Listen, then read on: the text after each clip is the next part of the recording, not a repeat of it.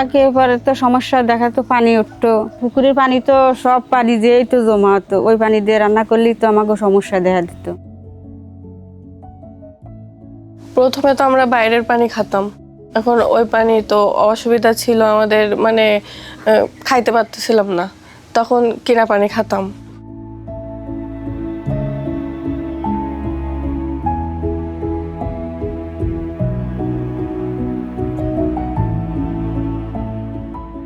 ওই বর্ষাকালে চারিদিকে যখন পানির চাপ হয় ওই ল্যাট্রিনের হাউস ভর্তি হয়ে যায়।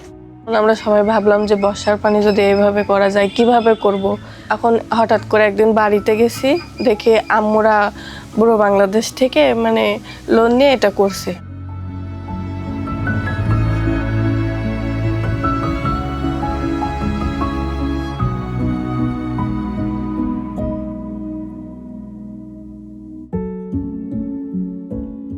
মাইক্রোফাইন্যান্স কর্মসূচিতে আমরা মানুষের নেসেসিটি অ্যান্ড ক্যাপাসিটি, প্রয়োজনীয়তা এবং সক্ষমতা, এই দুটো জিনিস বিবেচনা করে আমরা তাদেরকে ঋণ সহায়তা দিয়ে থাকি। আমাদের water.org's সাথে কোলাবোরেশনটা সহজ হয়েছে, একদম জুৎসই হয়েছে।